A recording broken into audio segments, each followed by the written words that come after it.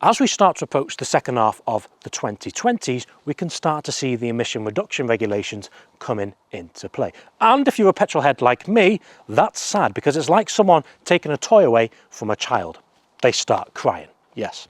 But it's got me thinking, what cars are worth investing in going into the future? Well, I'd tell you to invest in any BMW M car with a straight six engine, flat six Porsche, and one of these, an Audi with a V10 engine in, preferably the R8. So let's drive it. I'm Max Tavani. Welcome to Driven Plus.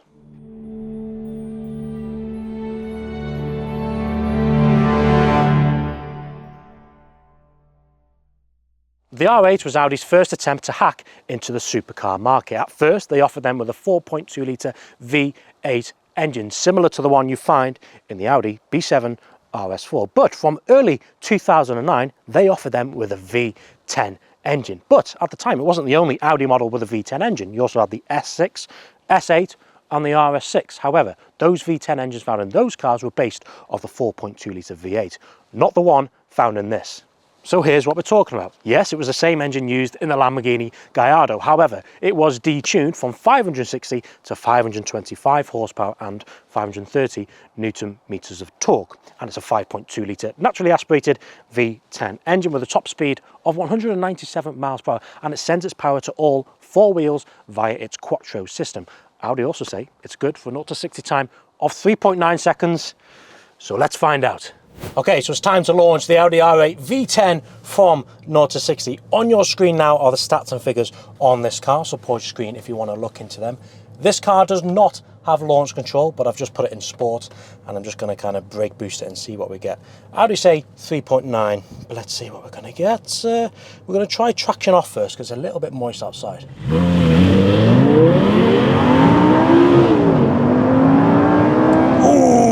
Oh, bang on the money. Well, that's a really great time.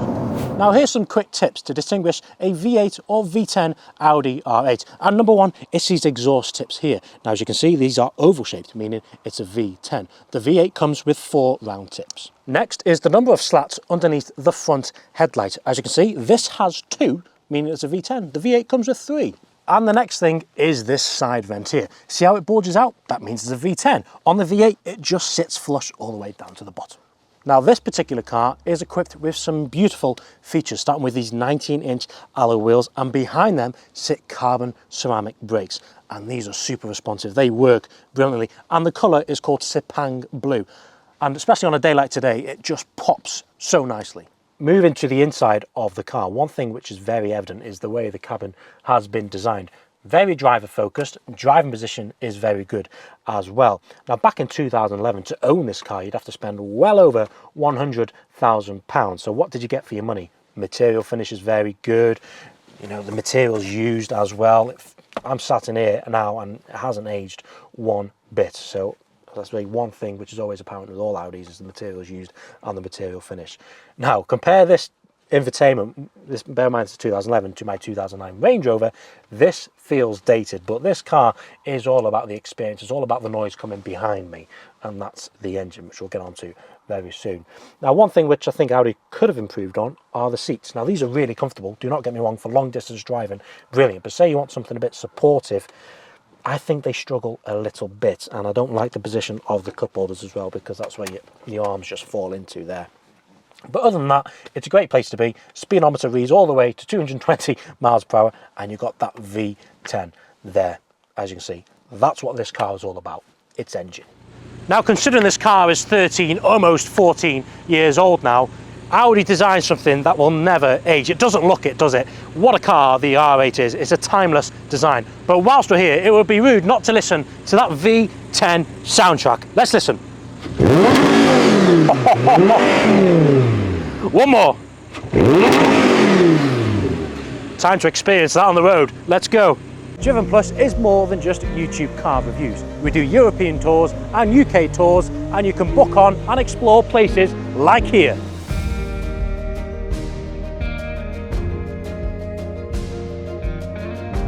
And even places like here, jaw-dropping mountain passes. And places like here, Monaco. So if you'd like to join us on a trip of a lifetime, head over to our website now to book on your next adventure. But for now, let's get back to the video.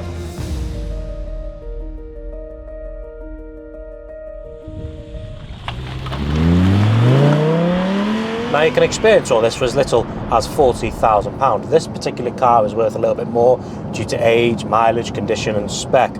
But if you really wanted to, you could be sat in a V10 mid-engine supercar for £40,000. The Audi R8 has to be the best value supercar out there right now, and it has been for a while. If I was to buy one though, I'd go and buy the Spider. I'm a sucker for a drop-top version. This coupe is still a great experience, don't get me wrong. But if you want to experience the full drama, the full thrill, and the full noise of that V10 engine, I'd go and buy the Spider. However though, coupe is still pretty good.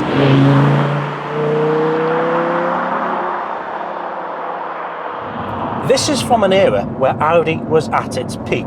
They put a V10 in the R8, and they didn't just put a V10 in the R8, they also put one in the S6, RS6, and the S8. But they did not stop there. They put a V12 TDI in the Q7. Did not stop there either. They put that engine, a V12 TDI, in one of these, an Audi R8 V12 TDI. Okay, it was a concept car, but they still made one. It's just absolutely bonkers. However, one thing for certain is, if Audi did mass produce the V12 TDI R8, it would not sound anywhere near as good as this. Oh, that noise, suck it in. You just do not get that noise from new cars anymore. This is pure filth.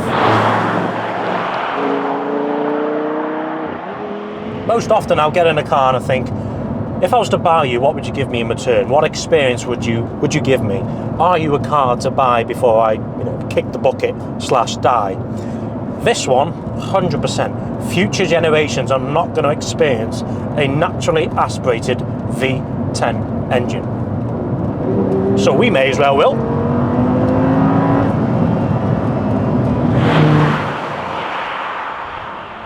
Now I've driven a Gen 2 Audi R8 before, and it was a great experience, lovely colour as well, thanks to Harry. Now that had a 7-speed dual clutch transmission, the S-tronic gearbox, very snappy, very quick, brilliant gearbox. Now this has a different one. Now you can get these with a gated manual, but this one comes with a 6-speed R-tronic single clutch gearbox. Now don't get me wrong, compared to the new 7-speed one, this is very jerky because it's single clutch, and it does throw you into gear. So from that perspective, it's very engaging. But from a daily point of view, the 7-speed box is much more fluid. Now, if you ask me what would I buy, my perfect Audi R8 V10 would be the Spider with a V10 with a gated manual gearbox. Gen 1. Yeah, that's the perfect Audi R8 for me. Don't know what colour, I'm a sucker for a white, but maybe the red. I do like the red.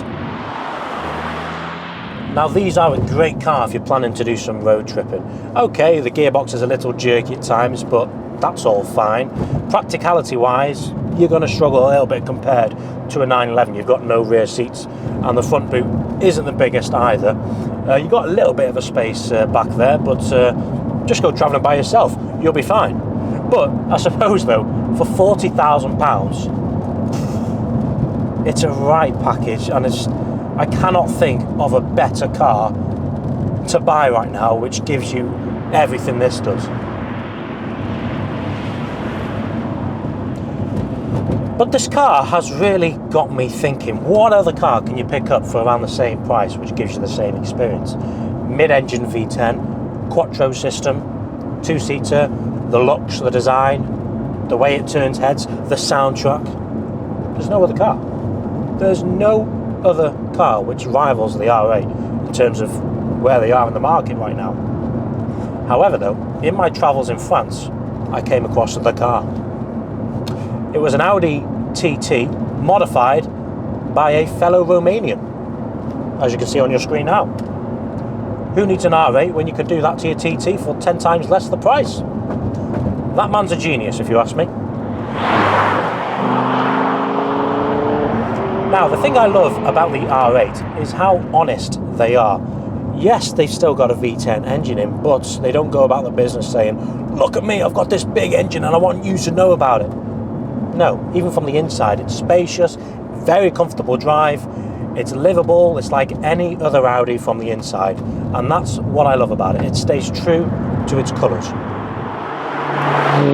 Now I'd like to thank Jason for letting me get a review of this beautiful Audi R8 V10 today, so thank you very much, and I hope you enjoyed your full English breakfast. Leave a like on the video, subscribe to our channel for more content, and we'll see you soon. Thank you, goodbye.